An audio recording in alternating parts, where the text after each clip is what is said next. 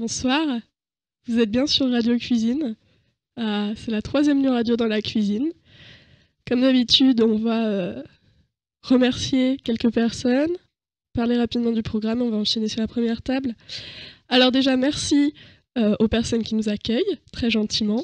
Merci à toutes les personnes de la cuisine et les guests qui sont là ce soir. Merci aux modos qui seront dans le chat, on pense à vous. Merci aux gens qui ne sont pas là, donc on pense à LSN, RLX, Kali, Buffy Mars, la plus belle, qu'on embrasse, Komodo, de Je vais réunir votre enfance. Et donc c'est moi qui commence, enfin c'est moi. Cinéma, enfance et imaginaire.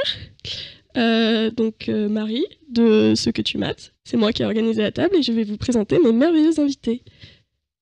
Eh ben, on commence par moi, je suppose. Je suis directement à ta gauche. Je suis Lucie, de Cinéphile Facile, et Amazing Lucie, puisque j'aime bien avoir 15 000 pseudos, c'est rigolo. Et voilà.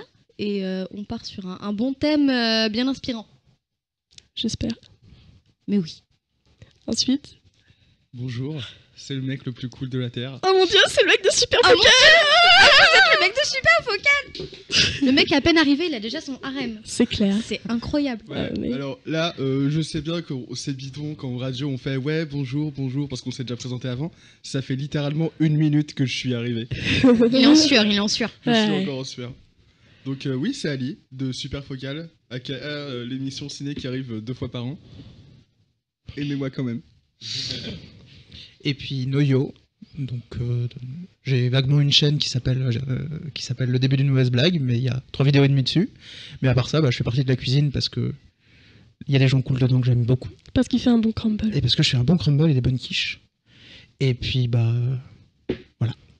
Très bien. Bon voilà, ça c'est mes invités pour ce soir. Alors ce soir, on va parler cinéma, enfance et imaginaire. Il y a quelque temps sur Twitter, et ça continue encore aujourd'hui, il y a une question qui est passée, qui était « Quel est le film de votre enfance qui vous a traumatisé et que vous avez vu trop jeune ?» Et j'ai heurté un truc. Et du coup, je me suis dit que ce serait peut-être intéressant de parler un peu du pouvoir évocateur des images sur l'esprit des enfants, de notre rapport au cinéma quand nous étions enfants, de notre rapport à nos souvenirs de cinéma d'enfants, et des images qui nous ont marqués, qui nous ont obsédés, qui nous ont fait grandir, de l'impact possible qu'elles ont eu sur notre imaginaire d'enfant. Du coup, on va commencer par faire un petit tour de table, et je vais demander d'abord quel est votre rapport au cinéma, à tous. Je recommence du coup. Tu me parles de ton rapport au cinéma, s'il te plaît. Mon rapport au cinéma, c'est un bon rapport, une bonne petite relation qui colle bien. Parce que j'adore le cinéma et je parle de cinéma sur YouTube, comme Monsieur de Super Focal. Oui, c'est toi. Et j'adore le cinéma, ça me fascine, ça me fait voyager. J'ai envie de faire des films, même si pour l'instant, j'ai pas les moyens, ni spécialement les capacités, mais un jour, je compte bien réaliser des trucs. Et le cinéma, c'est un art magnifique et vraiment, j'encourage tout le monde à mater des films parce qu'il n'y a rien de plus facile pour s'évader que de mater un film. Ok. Ali ? Bonjour. Enfin, moi, j'ai vu, il y avait écrit cinéma dans le panel, je me suis dit, je dois venir. Voilà. T'as eu de la lumière, t'es rentré. C'est comme la fille au soufflet, là. Mais toi, t'es saut 2013. Waouh. Ouais. Comme la fille au soufflet, là. Je recommence. Pardon, c'est réflexe. Tu encourages tout le monde à voir des films ? Pourquoi ? Parce que tu aimes le cinéma ? Non, parce qu'il aime me plagier. Oui, c'est vrai. Parce que j'aime plagier Lucie. Donc voilà, prochaine vidéo, ça va être sur Vincent, et puis après, ça sera sur David Lynch. Non. Comme disait Lucie, s'évader, il n'y a pas meilleur moyen de s'évader que par regarder les films. Bon, après, ça aurait été une saison nulle de Prison Break si c'était comme ça, mais ouais. Ma blague, elle est nulle. Elle était nulle, cette vanne. Ok, allez, on va passer à Noam. Moi, mon rapport au cinéma, on va dire que j'aime ça, un peu comme tout le monde. Mais au-delà de ça, quand j'étais petit, j'avais pas la télé chez mes parents, jamais. Et donc quand j'allais en vacances chez des gens qui avaient la télé ou qui avaient juste des écrans avec des magnétoscopes, parce qu'à l'époque c'était encore les magnétoscopes, j'avais la chance de regarder quelques films, et du coup il y a beaucoup de films que j'ai regardés en boucle quand j'étais petit en fait, et c'est peut-être ça qui a construit au début en tout cas mon approche du cinéma, le fait de mater quelques films en boucle, de rebobiner la cassette, et du coup de découvrir un peu des films comme assez jeunes, des films genre Pirates des Caraïbes, genre les films de Disney quand j'étais gamin. Et... Très bien. Mais justement, non mais pardon, excusez-moi, non mais on est la première table, vous savez, c'est toujours un peu difficile, on n'est pas chaud, on n'a pas pris notre voix de radio, sauf moi. Voilà. Oui, non mais parce que moi j'ai toujours une voix de radio, enfin je veux dire, hyper sensuelle. En fait, dans la vraie vie, Marie est une radio, c'est pour ça qu'elle a une voix de radio. Exactement. Pardon. Mais du coup, moi je voulais vous poser cette fameuse question qui a été posée sur Twitter et à laquelle beaucoup de gens ont répondu. Quel film vous avez vu trop jeune et qui vous a traumatisé ? Alors j'avais vu passer ce hashtag et j'ai pas tweeté spécialement dessus parce que j'ai pas de film fixe pour ça, parce que bon, comme beaucoup de gens, je suis devenue phobique des clowns à cause de ça, avec Tim Curry, avec un remake qui sort cette année, et je sais pas trop ce que ça va donner, mais on verra bien. Et après, il y a aussi un film d'animation qui m'a terrorisée. Enfin, c'est une scène qui m'a fait flipper pendant des jours, et à chaque fois, ça me faisait la même. C'était dans Richard au pays des livres magiques. C'est un film qui mélange du live action et des dessins, et c'est trop bien. Mais c'était une scène où le personnage principal est dans l'univers des livres d'horreur. Et du coup, il va dans la maison du Dr. Jekyll, de Dr. Jekyll et Mr. Hyde. Et il y a une scène de transformation qui me faisait, mais je hurlais à chaque fois. C'est pas moi qui le dis, c'est ma maman. Et voilà, donc j'ai été, mais même encore aujourd'hui, je revois ce truc et je me dis que c'est même un adulte, ça te ferait flipper en fait. Donc voilà, donc Richard au pays des livres magiques et le clown de ça. Voilà. D'accord. À toi, Ali. Alors moi, le film que j'ai vu trop jeune, c'était Fight Club. Et 17 ans en regardant Fight Club, c'est beaucoup trop jeune. Tu risques vraiment de devenir un gros con. Heureusement, c'est pas le cas pour toi. Non, sans déconner. J'ai vaguement tweeté sur ce jeu aussi. Et j'ai pas de vrai souvenir précis d'un film qui m'a traumatisé. Enfin, je sais qu'il y a un film qui m'a traumatisé et je me souviens pas de comment il s'appelle. J'avais raconté en gros pour les gens qui me suivent pas ou qui ont autre chose à faire que lire mes tweets, ça arrive, c'est normal. Que j'ai été traumatisé en regardant une cassette d'un film distribué par Amblin. Oula, c'est pas très spécifique tout ça. C'est spécifique. Ok, c'est la boîte de Spielberg avec le logo E.T. Ouais. Du vélo sur la Lune, quoi. Et pour moi, ça me renvoyait direct à des films comme Retour vers le futur où tout de suite j'étais trop content. Enfin, ça me hypait comme un château Disney en début dans Disney, tu vois. Mais sauf que je savais pas qu'à l'époque, chez Amblin, il y avait aussi des films genre Poltergeist ou des trucs comme ça. Et je me souviens juste de l'ascenseur émotionnel. C'est ce qui m'a marqué, surtout du logo et du truc flippant derrière. Et je me souviens pas du film. Mais ce truc-là, ça m'a marqué. D'accord. On pourra pas trop t'aider ce soir, je suis désolée. Voilà, je suis désolé. Je ne sais pas ce que c'était. Alors, moi, le film qui m'a un peu traumatisé dans mon enfance, mais que j'ai regardé vraiment beaucoup dans mon enfance, c'est Le Tombeau des Lucioles. Oh. C'est-à-dire que, comme je disais, j'avais pas la télé, mais j'avais des amis qui avaient genre pas la télé non plus, mais qui avaient un écran et un magnétoscope, même s'ils n'étaient pas reliés sur la télé. Et du coup, on avait que des films à regarder, et notamment la cassette du Tombeau des Lucioles. Et à cette époque-là, en fait, c'était des dessins animés, et du coup, c'était pas les parents se disaient pas forcément que c'était pas pour les gosses.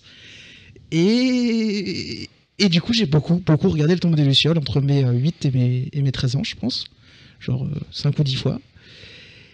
Et j'avoue que ça reste un de mes films préférés aujourd'hui. Ça reste un film que j'aime beaucoup, mais que ça a dû bien forger certaines de mes visions du monde pas forcément très rigolotes. On va reparler du statut de l'animation juste après. Mais je vais répondre aussi à la question parce que ma réponse est intéressante. Une seconde. Parfait. Elle a fait la table pour poser sa question. C'est pour ramener sa exactement réponse. ça. C'est ça. On me glisse dans l'oreillette que vous pouvez commencer à jouer au bingo. Le lien est dans la description, toujours. Oui, toujours. Oui, donc, le film que j'ai vu trop jeune et qui m'a traumatisé, c'est Les 120 journées de salaud. Pourquoi t'as fait ça? Voilà. Pourquoi t'as... J'ai C'est fait, pas un bien. j'ai fait un babysitting, j'avais 14 ans. Je suis tombée dessus sur une rediff à 4h du matin sur Arte. Et j'ai pas vu tout le film, mais c'était assez terrible. Voilà, je trouve que cette réponse est assez rigolote parce que pour ceux qui savent pas, les 120 journées de salaud, c'est un truc. C'est. Ali est en PLS. il est Ali moment- doit avoir le nom du réal. Quand Ali se remettra, il nous dira le nom du réel, ne vous Ouais, inquiétez je me pas. souviens plus, c'est pas- Il est c'est- momentanément Sinon, vous pouvez l'avoir- indisponible. vous pouvez l'avoir dans le Désolée chat, pour la gêne d'ailleurs. occasionnée. Oui, vous pouvez peut-être l'avoir dans le chat. Enfin bref, c'est un film qui est basé sur une histoire d'une part réelle, et puis surtout sur le principe des cercles de l'enfer de Dante, avec la descente aux enfers, donc les 7 cercles de l'enfer. Et c'est des jeunes qui sont kidnappés, entre guillemets, retenus prisonniers à Salo pendant le fascisme italien.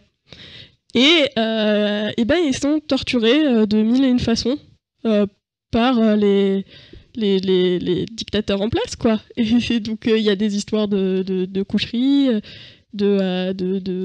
Enfin bref, c'est ignoble. Ça a l'air sympa. Pasolini, merci, c'est ça que je cherchais. C'était ignoble et j'étais beaucoup trop jeune pour ça. Voilà.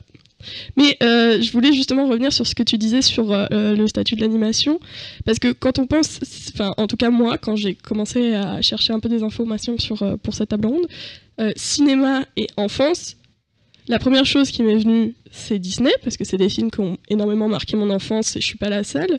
Et du coup, je me suis posé la question. Aujourd'hui, on a tout une espèce de mouvement pour reconquérir le cinéma d'animation et dire que ce n'est pas que pour les enfants. Mais quand moi j'étais enfant, le cinéma d'animation était réservé uniquement aux enfants. Est-ce que ça a été le cas pour vous ? Alors non, parce que j'ai toujours la chance d'avoir une maman qui est très ouverte et qui regarde des trucs vraiment diversifiés de ouf. Et quand j'étais petite, ma mère a toujours été une grande fan de Tim Burton et du coup j'ai vu L'étrange Noël de Monsieur Jack très tôt, même si c'est pas de Burton, c'est de Henry Selick, mais c'est pas grave, c'est lui qui a fait les dessins, donc vas-y, c'est pas grave. Et avant avant le film sur la VHS, il y avait un court-métrage pour le coup de Tim Burton qui s'appelle Vincent et j'ai fait une vidéo dessus. Et on pourrait croire au premier abord que c'est pour les enfants parce que ça met en scène justement un petit garçon qui parle de ses relations avec le monde extérieur, ses parents et tout. Sauf que le petit garçon, dans sa tête, il s'imagine que c'est un savant fou et qu'il fait des expériences absolument ignobles, qui tue des gens, qui plonge sa tante dans de l'acide et tout. Enfin, c'était Le mec vraiment sympa. le mec absolument sympa. Mm. Et c'était très glauque. Et pourtant, ce film c'est un court métrage d'animation en plus. Du coup, on va plus loin encore dans le truc. Et ça m'a vraiment marqué. Ouais. Donc, je pense pas vraiment que quand j'étais petite, forcément, je matais des Disney. Et voilà, comme tout le monde, hein, comme tous les petits enfants ou presque. Mais c'est vraiment ça qui m'a le plus marqué en fait. Et c'était pas du tout un truc destiné forcément aux enfants. Donc t'as pas eu l'impression de grandir avec l'idée que les dessins animés c'est pour les enfants ? Petite, non. Après, adolescente, j'ai eu une période un peu nulle de ma vie où j'étais très con. Et Ah oui, oui, non, mais moi aussi, en voilà. tout cas, attends. Mais maintenant, non. Maintenant, j'ai 20 ans et non, le cinéma d'animation, c'est pas que pour les gosses. Carrément pas. Ok. Ali, t'en penses quoi toi de cette question du cinéma et des enfants ? Et du cinéma d'animation et des enfants ? Alors, ouais, quand j'étais gosse, j'ai très probablement pensé que le film d'animation était pour les enfants. Mais il y a un truc que j'aimais beaucoup regarder aussi, c'était les Simpsons. Et du coup, il y a des trucs qui passent pas. Surtout quand t'as tes darons à côté qui... Enfin, je sais pas. Non, il y a des trucs... Enfin, les enfants sont pas cons non plus. Enfin, je voyais bien que c'était pas un truc destiné aux enfants à la base. Et j'en déduisais que ouais, il n'y a pas que des dessins animés pour les enfants et c'est parti de là et puis j'ai enchaîné sur des mangas ensuite derrière et ouais, clairement pas. Je vais pas m'étendre là-dessus plus que ça, mais ouais, je comprenais déjà à mon âge que les dessins animés n'étaient pas forcément pour les enfants, sans être tombé sur les trucs adultes non plus, quoi. Mais pour mes parents, j'en sais rien. Je sais pas si ma mère s'est déjà posé la question est-ce que c'est vraiment pour les gosses ou pas. Mon père, pareil. Mais de toute façon, je regardais tout, donc ma génération saura de toute façon les séries télé qui passaient à l'époque. Vous-même, vous savez, Sliders. Tu connais. Voilà. Si. Alors moi je pense vraiment que mes parents ont considéré très longtemps que l'animation était destinée principalement aux enfants parce que tout simplement la majorité de l'animation qui passe, enfin que tu vois dans la rue, enfin quand tu vois des pubs pour Disney, tu vois des pubs pour Pixar et on a grandi en fait avec ces films là et en fait c'était comment dire je pense que ça a changé depuis quelques années, vraiment de moins en moins de gens se disent que l'animation c'est exclusivement destiné aux enfants. Mais même en ce moment, je suis désolée, je te coupe. Oui, bien sûr. Mais en ce moment, genre même les Pixar qui sortent, j'ai l'impression que t'as peut-être pas plus d'adultes qui vont les voir, mais t'as au moins genre c'est à peu près pareil entre les enfants qui y vont et les parents ou les adultes ou les jeunes adultes qui y vont tout seuls. En fait, genre je pense surtout à j'avais vu Vice Versa avec mon ex et j'étais coincée entre mon ex, une petite fille et son père qui était juste à côté et tous les quatre en randonnée on chialait et j'ai trouvé ça magnifique et ça m'a refait la même avec Zootopie que j'ai pas vu mais j'ai vraiment l'impression que ça a eu un gros succès auprès des adultes quoi tout simplement. Mais parce que nous avons grandi en fait. Mais parce que les thèmes se diversifient et du coup on a accès à différents niveaux de lecture. C'est ça. Mais d'ailleurs, même justement, j'ai l'impression aujourd'hui que dans l'animation, donc j'entends et par là j'entends les séries d'animation, de plus en plus il y a certaines séries qui sont floues à qui ça s'adresse. Vu que dans les séries d'animation, il y a des tranches d'âge très précises, généralement, sur celui-ci, il est fait pour les 8-12 ans, celui-ci, il est fait pour tel... Voilà.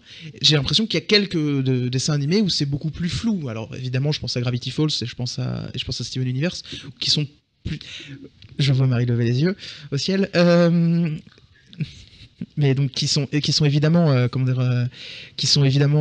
assez flous dans à qui ça s'adresse en termes d'âge mais aussi de genre et enfin il y en a qui sont encore plus flous, enfin genre comment ça s'appelle son truc là, Panty and Panty et Stocking, voilà, Panty et Stocking. C'est pas pour les gamins ça, si? Non, c'est pas pour les gamins, mais le trait est hyper ça inspire des cartoons donc ouais, c'est ça, ça a une gueule de Cartoon Network, je trouve, ouais. Oui, Panty et Stocking, ça a une gueule de cartoon, mais justement, c'est pas fait à la base pour les gamins, c'est pas dans l'idée d'être fait pour les gamins. Ouais, mais même les Cartoon Networks, Johnny Bravo. Oui, ouais, je suis même Dexter, genre le laboratoire de Dexter, c'était glauque, je suis désolée. Le truc avec le chien aussi, ça faisait hyper peur, comment il s'appelait là? Courage, le chien froussard. Ah ouais. C'était traumatisant. C'est terrible ce truc-là. Et ça passait sur Cartoon Network, mais Cartoon Network. Il y a énormément de vieux dessins animés, effectivement, qui rétrospectivement sont traumatisants. Mais ça, c'est souvent des dessins animés qui parlent d'histoires d'enfance en fait, comme Princesse Sarah, comme mais Princesse Sarah, c'est pas la même peur que Courage le chien froussard. Rémi sans famille, ça se finit quand même sur à peu près tous les personnages de cette histoire qui meurent dans la neige. Désolé pour le spoiler. Ça se finit pas là-dessus pour Rémi, mais pour à peu près tous les autres personnages. Oui, bon bah enchaînons. Enfin bref, pour moi il y a une différence parce que c'était déjà des histoires qui étaient à destination des enfants, mais qui étaient déjà traumatisantes avant d'être des dessins animés. Oui, enfin c'est tout le nœud de la question. Ces histoires qui étaient traumatisantes avant, est-ce qu'elles étaient aussi traumatisantes que quand on a le son et l'image? Parce que quand on est enfant et qu'on a un imaginaire développé, on va revenir un petit peu là-dessus, est-ce que, à votre avis, le cinéma contribue à faire marcher notre imaginaire grâce au son et à l'image et apporte quelque chose en plus que les histoires qu'on peut te lire avec uniquement des dessins statiques? Totalement, totalement, parce que c'est... Même quand t'es enfant, tu peux pas t'empêcher de te mettre à la place du héros et de t'identifier à lui ou elle. Et du coup, bah, forcément, ça va t'aider à développer ton imaginaire, parce que quand t'es petit, que tu regardes des dessins animés ou même des films en live action, tu vois des histoires d'aventure, tu as accès à des endroits que... Quand t'es petit, tu penses que tu iras jamais, ou alors c'est des endroits que tu transposes dans tes propres jeux en mode « Ah, je vais faire semblant que je suis telle personne, et que je suis là, et là, et là. » Et du coup, ouais, quand t'es petit, le cinéma, c'est une dinguerie. Enfin, j'ai eu la chance de voir, par exemple, les Harry Potter qui sont sortis au ciné, dès qu'ils sont sortis au ciné. Moi aussi. Du coup, je les ai vus très tôt. Très Moi tôt. aussi. Et J'avais très peur du basilic dans le 2. Je suis arachnophobe et pourtant devant le 2 j'ai pas bronché, tu vois. J'étais là en mode oh c'est de la bon. chance. Je sais pas comment j'ai fait. Mais du coup ouais, après c'est des trucs que tu intègres à... Enfin c'est un truc ouais, qui intègre ton imaginaire et après tu t'en sers pour t'amuser, pour t'évader quand t'as besoin. Enfin voilà. Enfin, les enfants c'est des enfants, je veux dire. Pas besoin de grand chose. Hein. Ouais. Et t'as des dessins animés qui sont carrément basés sur ça. Enfin, on se souvient d'Erasmus Moquette. Je sais pas si vous vous souvenez de comment étaient construits les épisodes d'Erasmus Moquette. Non. Les gamins vivaient des aventures totalement incroyables, alors qu'en vrai, ils étaient parqués dans leur Ah oui, dans leur machin. machin, et chacun se prenait pour un aventurier avec la binocle, couette. Depuis, il y a eu des théories bien glauques sur les Erasmus Moquette, mon gars. Ces théories. D'ailleurs, il y a un jeu qui prend. Voilà, petit teaser pour le quiz de tout à l'heure. Il y a un de mes jeux qui prend le contre-pied de ce genre de théorie. Allez. Ça va vous plaire. J'ai hâte. Et voilà, la construction de ces épisodes, c'était toujours la même chose. C'était, on va s'imaginer, les trucs classiques, genre le sol c'est de la lave.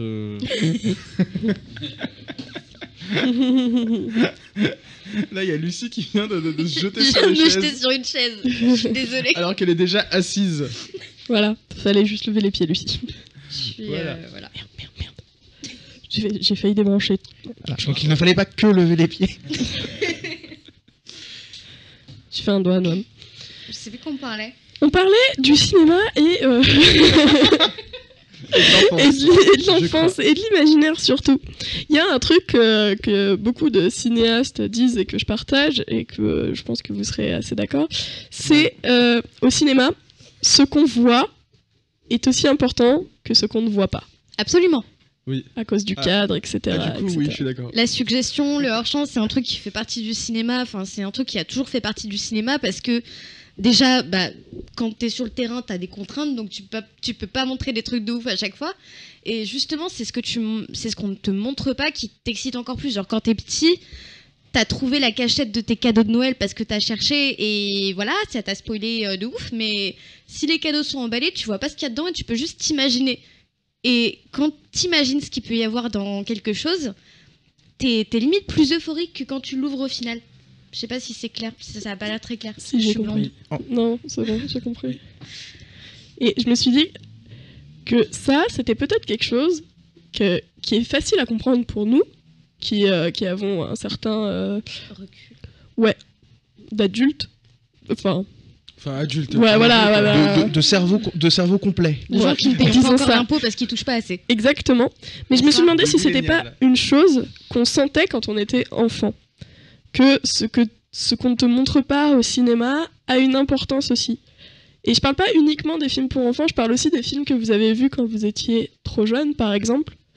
Et des choses qui pouvaient être cachées par le cadre, par une volonté de scénarisation. Je pense notamment aux films d'horreur, où il y a énormément de mécaniques qui reposent sur le fait qu'on voit pas certaines choses, et qui font que ça peut être traumatisant pour un enfant, malgré le fait qu'il n'y ait pas d'image. Parce que je pense pas que l'image soit le seul moteur de la peur et de l'imagination de l'enfant au cinéma. Mais sur ça, je suis d'accord parce que si je reprends mon exemple de tout à l'heure qui était le film Ça, t'as des tas de scènes, même des scènes cultes qui jouent sur le hors-champ parce que le clown, tu le vois pas tout le temps. Et justement, t'as peur de sa présence parce que même si tu le vois pas, tu sais qu'il peut apparaître à n'importe quel moment. Et il a une aura autour de lui qui fait que même si tu le vois pas, t'es flippé en permanence. Et du coup, oui, c'est là que quand tu le vois, tu te dis bon. Évidemment, je m'attendais à ce qu'il apparaisse parce que c'est le grand méchant du film, mais t'es quand même terrorisé parce que tu l'as pas vu pendant tant de minutes à l'écran et tu savais pas où il était. Et c'est comme quand tu vois une araignée que tu la vois plus et que tu flippes après. Ouais, c'est ça. Tu vois. Il y a cette mécanique-là au début de Jurassic Park aussi, où on voit pas le premier. Ouais, le T-Rex. Ouais. Tu sais, on voit pas le T-Rex au début, Ouais. puis on voit une partie, puis une autre partie, puis un truc, et finalement, quand il est révélé, c'est ça qui fait peur, parce qu'il y a eu l'anticipation et l'imagination qui fonctionnent en background, en mode il va être comment, je l'imagine tel comme ça, comme ça, comme ça, et au final, tout ce que tu t'es imaginé arrive pas au truc, la boule de violence qu'est le T-Rex à la fin. Mais même dans le cinéma actuel, ils avaient utilisé ça dans le trailer de Godzilla de 2014, si je dis pas de conneries, parce qu'en fait, tout le marketing du film reposait sur la créature qu'est Godzilla et comment il allait être, comment il allait être en fait, tout simplement. Parce qu'on l'avait pas vu depuis un vieux film tout pété que Roland Emmerich avait réalisé et je déteste ce film. Désolé, pas désolé. Mais Ok. du coup, voilà, tout le marketing reposait sur le fait que même dans tous les trailers, dans les affiches, tu voyais pas en entier la créature. Et du coup, ça créait de l'excitation parce que tu te dis, ouais, mais peut-être que ça va être un truc de ouf et tout. Et c'était un truc de ouf. C'était plutôt sympa. Mais du coup, voilà, même en étant adulte, l'imaginaire joue toujours autant et le hors-champ joue toujours autant. Personnellement, c'est exactement pour ça que j'ai refusé très longtemps de regarder des films d'horreur. Parce qu'en fait, mais même dans un film pas véritablement d'horreur, dès qu'il y a un brin de suspense où tu sais qu'il va arriver quelque chose, parce que les personnages sont sur le qui-vive et qu'il y a un coin de porte ou un coin de mur qui est hors champ, tu sais qu'il va se passer quelque chose. À ces moments-là, j'ai toujours été complètement tétanisé quand j'étais gosse, parce que j'avais une peur bleue, non pas de ce qui pourrait arriver, mais de ne pas savoir ce qu'il y avait derrière dans ce hors-champ en fait. Et peut-être que la différence mais ça à mon avis c'est une question d'avoir consommé énormément de films et énormément d'histoires plutôt que de grandir, mais quand tu n'as pas l'habitude des histoires donc tu te comment dire, tu fais pas des théories sur ce qui va arriver, tu sais pas ce qui va arriver, c'est-à-dire que quand tu as vu plein d'histoires, tu as une idée de ce qui va se passer, vu qu'il n'y a pas 36 000 solutions non plus. Quand tu sais pas du tout, et c'est peut-être ça la différence avec les enfants, c'est qu'ils sont encore là à découvrir en fait. Ils sont encore là à être surpris de rebondissements scénaristiques qui pour nous sont des clichés totaux. Et T'as dit Toto. j'ai dit Toto. C'est la même chose. Et qui pour nous sont complètement des clichés et qui du coup nous impressionnent même plus, qui peuvent nous plaire parce que ça fait partie de ce qu'il y a dans le film, mais qui ne nous surprennent pas et qui nous impressionnent absolument pas. Je pense que ce serait la différence. Ali, Oui. tu as des souvenirs, toi, de cinéma qui t'ont... de choses que tu n'as pas vues, forcément, dans des films que tu as vus, de suspense, de hors-champ, qui t'ont marqué, qui t'ont suivi? Des trucs que j'ai vus, que j'ai pas vus. Non, des hors-champs. Non, Oui, des sans doute. suspens, des hors-champs, des trucs qui t'ont marqué, qui t'ont fait réagir quand t'étais enfant. Alors j'y réfléchis. Et tu me redis dans 2 heures, ça marche. C'est ça. Non, dans 2 heures, ce sera fini. Enfin, voyons, ce sera mon quiz. Non, ouais, sûrement. Mais là, j'ai rien du tout en tête qui me vient maintenant. Et Parfait. Ah bah parfait. Merci Ali. Ce ferme ta gueule, il était magique. Ah non, mais tu me cherches aussi. Ali, tu cherches. Ah, on est d'accord, il m'a cherché. Tu cherches. Ah, il m'a cherché, Et je que suis je d'accord. rentre chez moi en fait. Ah non, reste. Non, il y a des cookies vegan, tu peux rester. Ouais, puis je t'ai fait un super visuel pour ton quiz. J'avoue. J'avoue, il Tu déchire. l'as vu? Ouais. Eh, il est trop bien. Et vous autres, vous l'avez pas On vu? divague. Ouais, c'est vrai qu'on Vague. divague un peu. Oh putain. J'ai créé un monstre. Je vous déteste. Alors, je ne sais plus ce que j'ai dit. Jingle. On en était à Ali qui Oui, parlait on en de était- son oui, expérience. mais Ali, il sait pas, il a dit. Oui, bon, après, j'ai pas regardé tant de films que ça quand j'étais gamin. Laissez-moi tranquille, je regardais plus des séries. Ouais. D'accord, c'est ok, ça. donc en fait, t'es un faux frère, quoi. Ok, super. Ah ouais. Si, moi, je voulais parler du cinéma en tant que rite de passage quand on est enfant. Je sais pas pour vous, mais chez moi, le cinéma était une activité familiale. On allait au ciné en famille. Et d'ailleurs, j'ai une anecdote amusante que je vous raconterai après. Et c'était aussi un rite de passage. Mon frère et ma sœur, à un moment, étaient trop petits pour aller au cinéma. Et du coup, quand tu allais au cinéma avec les parents, ça voulait dire que tu avais grandi, quoi. Enfin, voilà, tu avais l'âge d'aller au cinéma. Et je me suis demandé si c'était la même chose pour vous. Et j'ai pensé également à un autre rite de passage, qui était celui du premier film d'horreur. Quand j'étais au collège, il y avait ce truc où, avec mes copines, on a attendu d'avoir un certain âge pour regarder notre premier film d'horreur ensemble. Et je sais que je suis pas la seule et qu'il y avait tout cette espèce de mystique autour du film d'horreur qu'il fallait regarder en soirée parce qu'on avait suffisamment grandi pour pouvoir regarder un film d'horreur, etc., etc. Donc je me suis demandé si vous aussi vous aviez des rites de passage d'enfants associés au cinéma éventuellement. Alors pour le coup, pas du tout. Genre pas du tout. Enfin, je me rappelle d'un autre truc traumatisant. Parce que petite, j'étais pareil en train de faire une soirée film avec ma mère et son copain de l'époque sur le canapé. Et il y avait Sleepy Hollow qui passait. Et en fait, ma mère m'a caché les yeux à un moment donné. Je savais pas trop pourquoi. Et j'ai réussi à ouvrir les yeux vite fait.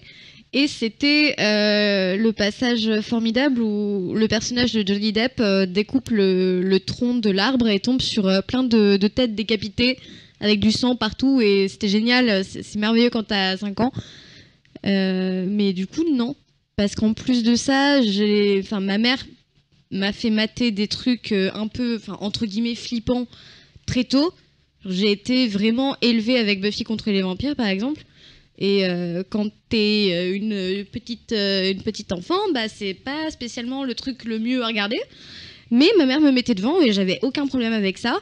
Et j'ai jamais eu spécialement de rite lié au cinéma quand j'étais petite.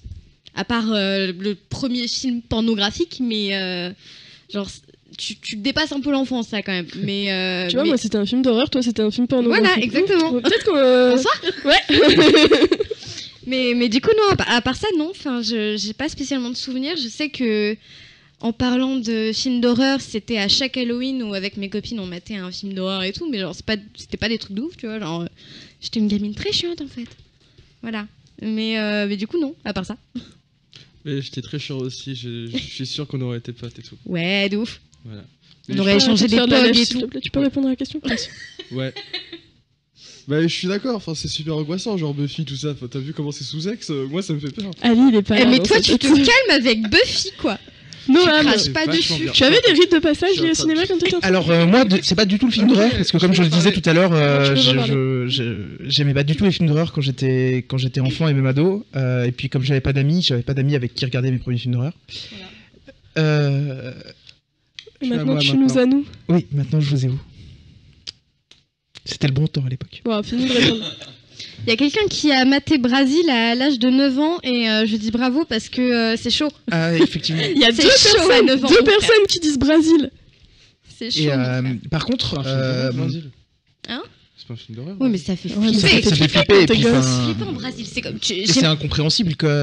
C'est incompréhensible tout court. Enfin, Tu te Ah souviens non. les gros masques tu sais, de bébés là avec les Il y a quelqu'un qui dit tout pareil qu'Ali. Est-ce que tu te sens flatté?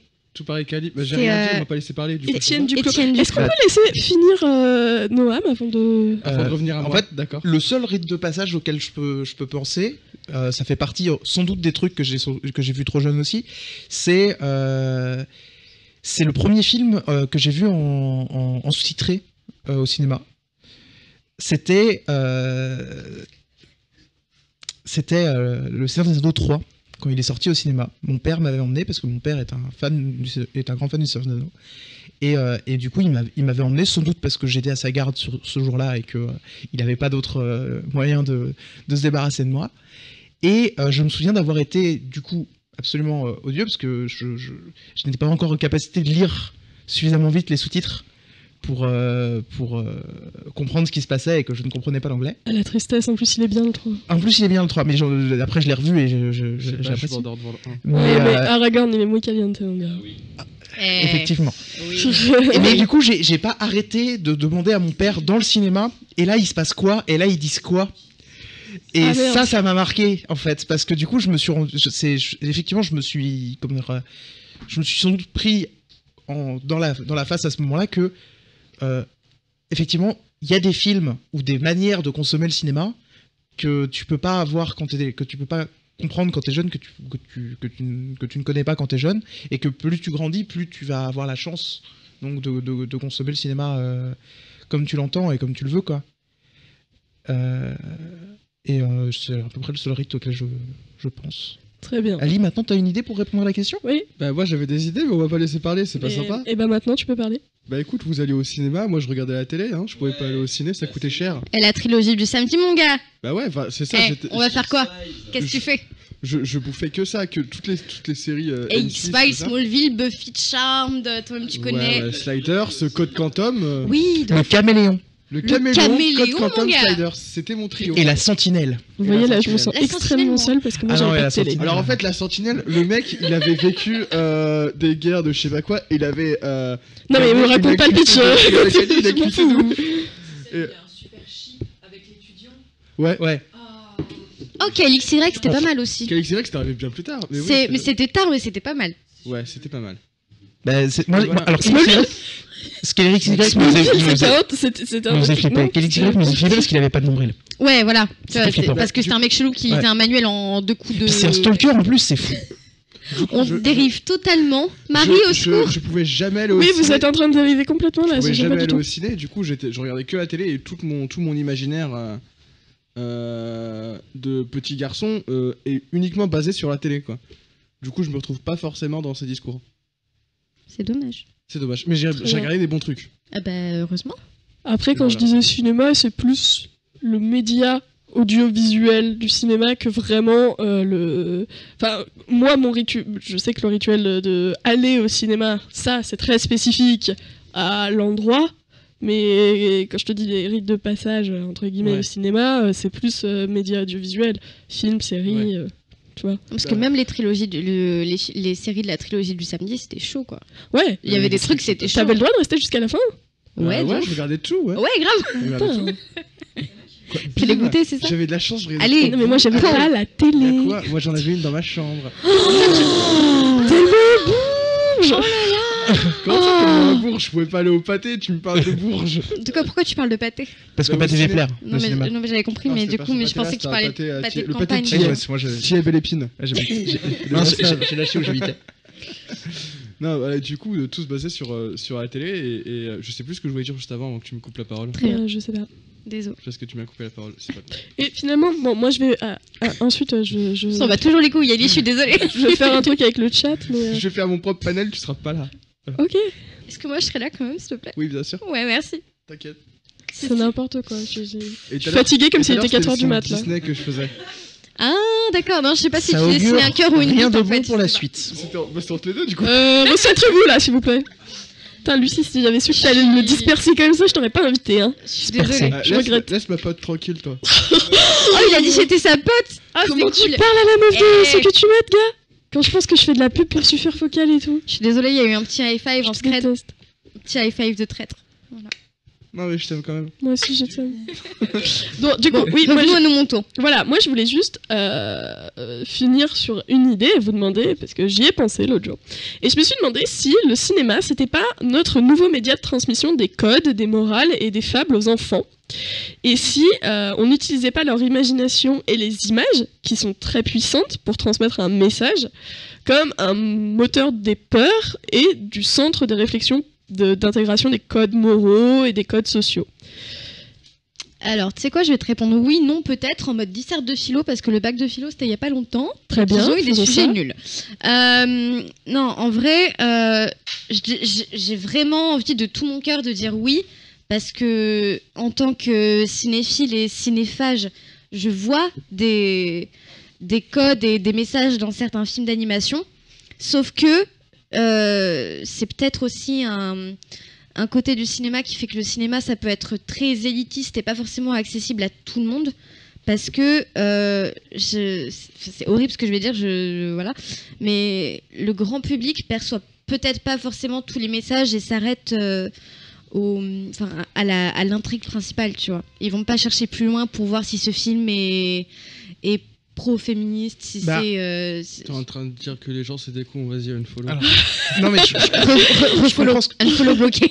je comprends ce que tu veux dire, mais j'arrive pas à exprimer ma pensée, mais ça a rien de... Non mais je comprends ce que tu veux dire, mais pour moi en fait, on peut pas savoir, d'autant plus pour les enfants, qu'est-ce qu'ils comprennent et qu'est-ce qu'ils comprennent pas, en fait. Oui, c'est ça en fait. Et de toute façon, même si tu conscientises pas et que tu réfléchis pas au fait à savoir quelles sont les valeurs qu'un film peut véhiculer, ouais, bien sûr. même si tu le fais pas en fait, tu finis par le film il véhicule quand même des valeurs et tu construis toi ton propre système de valeurs autour de ce que tu vois. Non mais oui, bien sûr, totalement. Et donc je pense que il y a pas je pense que de toute façon la réponse est forcément oui à ce que t'as dit Marie. Parce que, de mon point de vue du moins, parce que c'est le cinéma est le média de masse du moment. Ouais. Et c'est donc celui qui construit, parce que je considère qu'on construit notre société à force de fiction, qui construit le plus notre société pour le moment. Parce qu'en termes justement de transversalité dans la société, entre qui ça touche. Il n'y a personne en fait que ça touche pas le cinéma. Tout le monde a déjà vu un film dans sa vie. Et j'ai envie de dire Tommy Wiseau. Franchement, pour faire The Room, il faut vraiment ne pas avoir vu de film dans sa vie. J'ai envie de faire une dédicace, mais je la ferai pas. Je suis désolée. C'est bon, tu peux me dédicacer à moi, je suis déjà là. Non, pas toi, Ali. Et pour moi, véritablement, quand tu regardes du coup les derniers films jeunesse qui ont pu avoir du succès, il y a des réflexions morales qui sont quand même assez claires dedans. Quand tu regardes Zootopia, il y a des réflexions morales sur qui serait dominé, qui serait dominant et pourquoi c'est bien ou pas bien. Il y a des choses on va dire moins claires, mais qui sont tout aussi importantes. Par exemple, dans Zootopia, les voisins de l'héroïne sont assez clairement un couple homosexuel. J'ai pas vu le dessin animé, mais je sais qu'il faut que je le voie rapidement. Et c'est absolument pas questionné dans le film, mais c'est mis en background comme ça, de manière tout à fait, comment dire... J'aime pas utiliser le terme normal dans ces cas-là et ça me fait chier parce qu'il y a que ça qui me vient à l'esprit. Mais par là, je veux dire qu'un enfant qui voit ça, parce qu'il l'a vu au cinéma et parce que à côté de ça, ses parents peuvent lui en parler ou parce qu'à l'école, c'est un effet banalisant qui est forcément qui pour ce sujet-là est forcément bénéfique, qu'il n'est pas forcément bénéfique pour tous les sujets évidemment. Et pour moi, enfin aujourd'hui, on a il y a des vraies réflexions qu'on voit au cinéma qui sont très intéressantes. Mais bien sûr, mais pour reprendre un Pixar, j'en avais parlé tout à l'heure, mais dans Vice Versa, t'as vraiment des réflexions de ouf. Genre, c'est toi, Ali, qui m'avait fait. J'ai rematé cette scène après tout on est parlé. Ouais. C'est la scène où ils vont dans l'endroit où se créent les rêves. Ah oui. Et où c'est en fait un gros studio de cinéma. Parce que les rêves, au final, le cinéma, c'est comme les rêves. Et du coup, il y a la caméra et il y a des gens qui font semblant d'être d'autres personnes. Et quand tu les vois en vrai, c'est pas la même tête que sur la caméra. Et genre, c'est trop bien. Et dans Vice Versa, t'as aussi un truc que j'ai trouvé mais vraiment formidable. Enfin, c'est peut-être un peu poussé comme terme, mais le personnage de Tristesse, c'est clairement une allégorie de la dépression. Et j'ai trouvé ça très, très... Enfin, ça fait du bien de voir ça dans un film pour entre guillemets pour enfants quoi. Enfin genre marketé pour enfants parce que un adulte aurait peut-être pas vu ce film autrement ou alors il aurait emmené ses enfants ou que sais-je. Mais en voyant ce film vraiment ce film m'a fait beaucoup de bien et je trouve ça vraiment merveilleux que des films pour enfants puissent plaire à la fois, enfin des films marketés pour enfants puissent plaire à la fois aux enfants et aux adultes. Mais c'est tout le principe du marketing parce que sinon il y aurait pas de... Oui mais en même temps... pardon. tu voulais dire quelque chose Ah à oui, je voulais juste rebondir sur le marketing. Et pour moi, genre, le marketing et la propagande, bon, je regroupe un peu ça ensemble, mais pour moi, c'est deux grosses preuves énormes que c'est pas une perte de temps que de mettre des messages dans des films. Ah, mais Parce bien que sûr. ça a son efficacité derrière. Et c'est même pas un truc que je questionne. Pour moi, j'ai accepté depuis longtemps que on peut du coup vraiment faire passer le message que tu veux dans le cinéma. Après, c'est sûr, il va pas être accepté comme tout le monde, comme vous avez dit. Sinon, on Mais n'aurait à pas son- des à bras ouverts, des trucs comme ça par cargaison, tu vois. Ouais, je pensais plus fierté de la nation que à bras ouverts. Oui, mais, c'est un peu la fierté de la nation à bras ouverts, hein. On a quand même Ouais. la moitié des gens qui ont voté Eh pour le bien, film. je suis content de ne pas aimer la nation.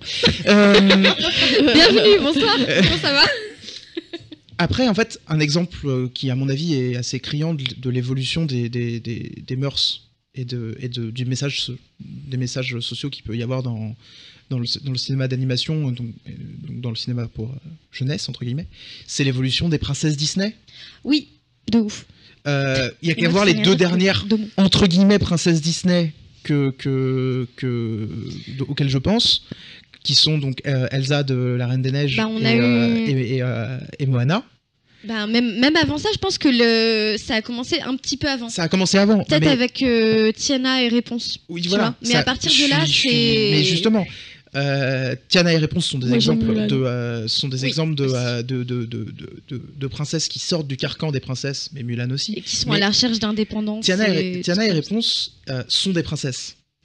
Ni Elsa ni Moana ne sont des princesses. Tiana, non. Tiana, non. Au départ, elle cherche Bah, pas. à pas au être une départ, mais elle princesse. finit Elle princesse. se marie à un prince, mais si tu veux, c'est pas. Bon, je pense que s'il avait pas été prince, ça aurait été la même chose. Au final. Réponse, elle est conne. Non, elle est Pardon, trop mignonne. excusez-moi, mais. Non, mais, moi, j'ai effectivement pas aimé le film, mais après, c'est personnel. Non, je pense que tu peux C'est trouver du gnangnan, bon dans quand même. Réponse. Dans Réponse, tu peux trouver du bon parce que c'est une nana qui est tout le temps toute seule chez elle et qui doit se débrouiller par Ouais, elle-même. enfin, je veux pas dire du mal de réponse, mais elle est clairement poufsoufle, non? Elle est pouf Et souffle. alors, Alors, ça monte en l'air. Je suis Gryffondor, je suis désolée.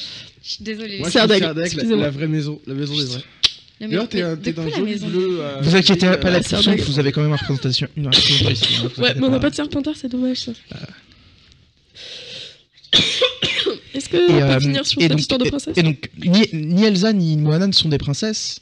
Et alors, Moana est aussi une fille, et une fille de chef, mais qui une fille de Elsa, chef. c'est une reine. Et Elsa, c'est une reine. Déjà, Elsa, c'est une reine, et pour moi, c'est important dans le sens où, en termes de c'est pas une reine mariée à un roi, c'est une reine qui a du pouvoir et qui, bon, on le voit pas beaucoup dans le film parce que à cause de l'histoire du film en lui-même, en elle-même, mais qui du coup exerce un pouvoir, ce qui est quand même une grosse évolution. Quand tu regardes qui sont Disney et Cendrillon, qui sont je vais reprendre Blanche-Neige et Cendrillon dans leurs histoires respectives, et c'est ensuite et Moana, c'est une fille de chef, donc ça rapprocherait d'une princesse, mais il n'y a aucune réflexion sur le fait que ce soit une princesse ou pas une princesse, et surtout elle refuse, elle pour le coup complètement. Pas comme pour le coup, c'est pas comme pour comme Bah, Elsa, elle accepte le pouvoir, mais parce qu'elle a pas le choix. mais en Elsa soi, accepte le pouvoir, mais elle l'exerce justement. C'est ça qui est intéressant. Ouais. C'est que c'est pas une princesse passive qui est là pour faire un bon mariage. C'est une reine qui Comment tu exerce un parles pas de pouvoir. Mulan comme ça, toi? Mulan, elle est pas absolument pas passive. Eh ben, je sais, donc t'as pas le droit. Mais c'est c'est pas pas une comme- princesse non Alors, plus, par Mulan. contre, il faut que je m'excuse auprès du chat. Je suis désolée d'avoir fait une blague sur les poufs-souffles. Je le referai plus. Je vois que vous êtes Voilà. en train de partir. Merci, en le couille. chat. Désolée, voilà. Il y a même Margot de Vivre Avec qui est venue dire arrêtez de parler de ma maison, Nini. Moi, je voulais dire justement sur cette histoire de cinéma comme les nouvelles fables, le nouveau média d'expression des fables pour transmettre des messages, des codes moraux, machin, etc. Que je considérais effectivement que l'image était un média d'expression au même titre que la parole pour les contes, et que finalement ce n'est pas ce qu'on raconte qui importe, mais la façon dont on le raconte. Et qu'un bon conte, quand on nous le raconte, la personne qui nous le raconte prend le temps aussi, fait des voix, etc., etc., et que finalement le cinéma a cette valeur de divertissement et d'enseignement avec la façon dont on le raconte, et qu'un bon film, pour enfants ou non, et un mauvais film, c'est pas l'histoire derrière qui fait un bon ou un mauvais film, c'est la façon dont on nous raconte cette histoire. Voilà. Voilà. voilà, je voulais rajouter rajoute quelque chose. Voilà, je voulais dire qu'un bon film, c'est comme les bons contes. Et comme on le sait, les bons contes font les bons amis. Blague d'Ali. Mais du coup. T'as fait pipi? Oui, C'était bien? Oui, Mais du coup, essayez de ressortir. une réflexion que je me Ah fais la par vache, rapport j'aurais pas dû clasher les poufs sauf qu'il y a 5 personnes qui ont quitté le chat. Bah écoute, tu l'as cherché. une réflexion que je me fais du coup quand tu parles d'image et de l'importance de l'image dans un film, c'est du coup ce serait du coup la représentation qu'on a dans les films de jeunesse. C'est un sujet vaste. Alors c'est un sujet vaste, on a effectivement plus que 10 minutes pour l'aborder, donc on va pas. Moins que ça parce que j'ai un truc à faire avec le chat après. D'accord. Mais du coup, pour moi justement, l'intérêt après de ce qu'on disait sur le fait qu'il y avait des gens qui comprenaient plus de choses ou qui comprenaient moins de choses, c'est que pour moi, si des gens ont l'impression de voir des choses plus profondes dans un film, bah, il faut pas qu'ils hésitent à en parler, à le partager, parce que c'est comme ça qu'on va aussi les faire changer de manière à ce qu'ils apportent à la société, bah, ça corresponde à la société qu'on veut créer. Et justement, t'as dit un truc qui m'a interpellée, je sais plus c'est quoi les mots exacts que t'as employés, mais ça m'a fait penser à la campagne de promo pour le nouveau film d'animation sur Blanche-Neige, là, avec Chloé Moretz qui fait la voix et tout. Et il y avait une histoire en fait de marketing grossophobe qui a beaucoup tourné sur les réseaux sociaux et beaucoup de personnes s'en sont insurgées et tout, mais la question vient littéralement de me passer par la tête. J'avais pas pensé à ça avant. Est-ce que c'est nous, en tant qu'adultes, que personnes formées et tout, qui n'ont pas besoin de... en tant que personnes bien faites et tout ça, qui voyons un message grossophobe, ou est-ce que c'est vraiment le cas et comment un enfant aurait... C'est vraiment le cas, c'était pas une vraie question. Et comment un enfant aurait perçu la chose s'il aurait perçu ça comme grossophobe aussi, tu vois. Pour moi, l'enfant, il perçoit pas ça comme grossophobe, il perçoit ça comme un message qui lui explique que quand t'es grosse, t'es pas désirable, pas belle, et quand t'es maigre, tu l'es. Et pour moi, c'est justement ça, c'est-à-dire que c'est bien qu'un film comme ça se prenne une shitstorm. Et pourtant, apparemment, c'était vraiment un marketing maladroit parce que selon Chloé Moretz, le film est très bienveillant et tout, mais c'est vrai que tu sors pas une bande-annonce comme ça et un marketing comme ça. On verra, on pourra juger si on voit le film. Voilà. Là, pour l'instant, ça donne pas trop envie de le voir pour l'instant. Voilà. Les enfants, contrairement aux adultes, les adultes veulent rien entendre, alors que les enfants sont... je sais pas si vous êtes déjà occupé d'enfants. Si, justement. Ils passent leur temps à te poser des questions. Et moi, en tout cas, les fois où je me suis occupé d'enfants, ils passaient leur temps à me demander des trucs. Moi, hier, la gamine que j'ai gardée, en fait, à chaque fois, elle me fait ça, c'est je lui lis 2 histoires avant de dormir. Ouais. Et du coup, c'est des livres avec des illustrations et des trucs comme ça. Des trucs d'enfants, genre elle a 5 ans, ça va. Et en fait, ce qu'elle me fait en général au 2e livre, c'est qu'elle le prend et elle invente sa petite histoire sans lire ce qui a marqué, juste avec l'illustration. Oui. Et je trouve ça génial. Oui, c'est adorable. Genre, les enfants, c'est ouf, tu vois. Oui. C'est un trésor d'imagination, les enfants. C'est un truc de malade. Ouais. Genre, je crois qu'elle m'a fait hier le coup de Le sol, c'est de la lave, mais elle était pas au courant des bails. Mais du coup, voilà, c'est... Un enfant, ça n'a pas la même perception du monde qu'un adulte. C'est tellement innocent et c'est tellement... C'est trop génial, un enfant. Ça passe son temps à absorber des informations et les enfants questionnent tout. Mais c'est un peu... J'ai l'impression que les enfants, c'est un peu un miroir déformant, en fait. Tu lui dis des trucs et après, il va s'en servir dans son imaginaire pour faire de nouvelles choses. Mais bien souvent, il y a des choses que tu as l'impression qui vont pas piger ou qui vont avoir du mal à concevoir, et en fait pas du tout. Voilà. Non, mais les enfants, c'est super intelligent. Et si tu lui dis un gros c'est moche, il va le retenir, malheureusement. Et là, ça pose problème, parce que ça va être ceux qui vont pas le remettre en question plus tard. Non, bien sûr. Donc ouais, c'est comme tu disais... De toute façon, le film là dont on parle, il est problématique de toute façon. Donc, pour l'instant, il est pas sorti encore. La promo est problématique. La promo est problématique. Je m'égare. Après le film, je sais pas. J'ai posé une question au chat. Je leur ai demandé quels sont vous les films qui vous ont traumatisé quand vous étiez enfant. Et pour terminer, on va lire. Alors il y en a, je m'y attendais, et d'autres pas. Donc il y a 2 personnes qui ont dit Brésil. Ouais, normal. Voilà. Oui, mais faut définir enfant, parce que si tu vois Brésil à 17 ans, c'est pas la même chose qu'à 9, quoi. Oui, non. Et si vous avez vu Brésil à 9 ans, bah franchement, bonne chance, les gars. Il y a pire, Bonne chance. ceux qui ont vu Shining à 9 ans. Bah, il y en a beaucoup. je crois que j'ai vu à 9 ans et pourtant c'est pour ça que t'es comme ça. Non, mais en vrai, ça allait après. Hein. Il y a quelqu'un qui m'a dit Bambi, la scène de la mort de la maman. Normal. Bon, voilà. Quand ça, t'es ça enfant, semble- tu voilà. chiales. Quelqu'un qui dit j'ai vu Eyes Wide Shut à genre 10 ans avec mon père, c'était super. Ok. C'était super. C'est chaud. Coraline.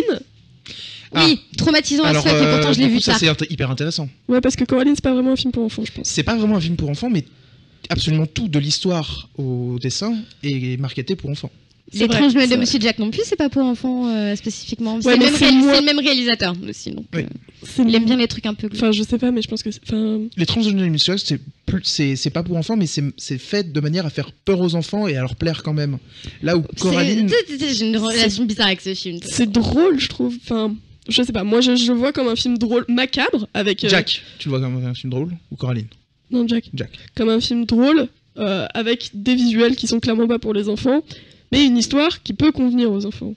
Alors que Coraline, les visuels ont peut-être l'impression que c'est pour les gamins, mais putain, psychologiquement, t'en chies. Non, mais laisse tomber la scène où t'as l'autre mère qui veut lui coudre les boutons sur la Ah, gueule. c'est horrible, Non, c'est c'est horrible. non. C'est Je dis non. horrible. Il y a Princesse Mononoke aussi qui est sorti, Ah, qui est un film Ouais, traumatisant de l'enfance de ma petite sœur, qui l'a vu à 5 ans. Et effectivement, je pense qu'il y a un âge auquel on est trop jeune pour voir ça. Un peu tôt. C'est par contre, je pense visuellement, c'est fort un aussi. truc qui peut être Princesse intéressant Mononoke. dans la même veine à regarder jeune, c'est Nausicaa. Je l'ai Oui, Nausicaa, je pense que c'est plus adapté déjà. C'est Ou plus des trucs comme Kiki. ou- Oui, après, il y a Moi, des quand j'étais Ghibli jeune, clairement je regardais orientés Le enfants, Royaume mais dans des les Chats. Ghibli plus orientés adultes, mais qu'on peut quand même regarder enfant, je pense que Nausicaa, c'est Ouais, ou le château ambulant, ça va. aussi. château ambulant. Moi, je regardais Le Royaume des Chats. Au revoir. Oh, c'est mignon. C'est mignon aussi. Édouard aux mains d'argent. Oui, il y a des trucs qui Ça font va. flipper dedans. J'avoue. Perso, j'ai été traumatisée par Hit, donc ça. Bah et voilà. j'ai vu que la bande-annonce. Voilà. Alors moi, j'ai été traumatisée Allez. par L'Exorciste et j'ai même pas vu la bande-annonce. J'ai vu deux visuels. La scène de l'araignée m'a fait faire des cauchemars pendant Arrête. une semaine. Arrête. Je suis désolée. Stop. Je suis désolée. Sujet sensible. Trigger. Il y a quelqu'un qui nous demande si on est jeune. Oui, on est jeune. Voilà, le Ouais. traumatisme pour moi, On c'est est le déjà château. aigris dans nos têtes, vous inquiétez pas. Quelqu'un qui me dit que le château ambulant, c'est un traumatisme d'enfance. C'est vraiment flippant pour lui. La sorcière dans Blanche-Neige, quand elle se transforme. Ah, j'avoue, c'est chaud. C'est vrai, c'est chaud ça. X-Files, Normal. avec Toms, ça m'a fait flipper. Blablabla. Paprika. Paprika, ça fait peur Paprika. aussi. Oh, il y a des moments de Paprika qui Vous sont voyez forts. tous les films qui sont genre des films d'animation qu'on nous cite depuis tout à l'heure. Mais c'est. Oh, Akira, je l'ai vu, j'avais 10 ans. Mais ouais, mais enfin, c'est des trucs. Akira, Ouais, il y avait- t'as la scène où le gars est à quatre pattes et où il est ouvert et. Ah, Mais justement, pour et Akira par exemple, dès les En premiers plus. épisodes de Steven Universe, Tu c'est une le cites, référence à une scène d'Akira absolument traumatisante. Avec les chats, mais je trouve ça dingue. Donc c'est-à-dire que il y a vraiment beaucoup de gens qui ont vu Akira en tant qu'enfant et suffisamment pour que dans un dessin animé quand même dirigé vers les enfants, on y fasse référence. C'est Il y a beaucoup de films dont vous nous parlez qui vous ont traumatisé, qui sont des films d'animation qu'on vous a a priori montré trop jeunes parce Alors, qu'on a cru que c'était des mon films pour dessin enfants. animé d'animation, enfin mon dessin animé d'animation. Ah oui, Kirikou, ouais. Kirikou, ça fait peur. Ouais, j'avoue, moi j'avais peur aussi Kirikou. quand j'étais petite. Mon- J'ai eu peur. Ça fait trop peur. Les fétiches, ils chantent une chanson quand Caraba elle arrive, ça fait flipper sa mère. Alors, C'est c'est horrible. parce qu'il parle pas français que tu flippais c'est Non, ça c'est pas parce qu'il parle pas français. Bah, déjà, il parle français. Donc,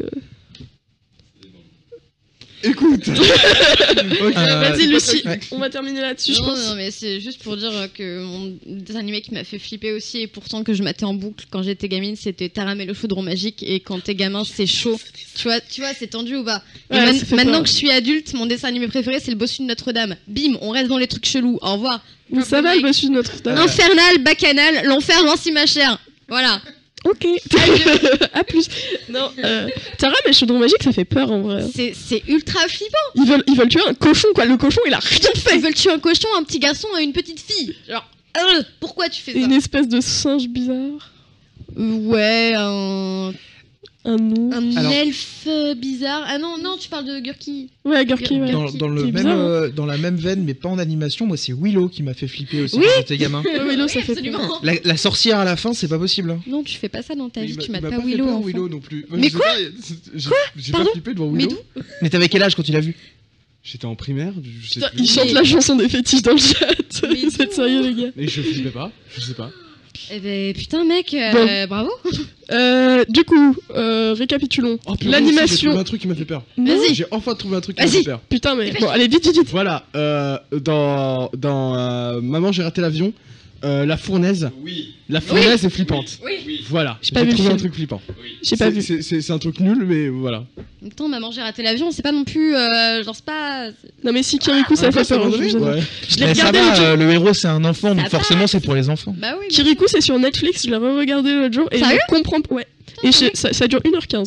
Et je comprends pourquoi j'avais peur, hein, vraiment. Hein, donc, jetez-y un coup d'œil, ça fait super peur. Mais c'est très beau. Du coup, pour résumer, le cinéma, nouveau moyen de raconter des histoires aujourd'hui pour les enfants. Le cinéma d'animation n'est pas réservé qu'aux enfants.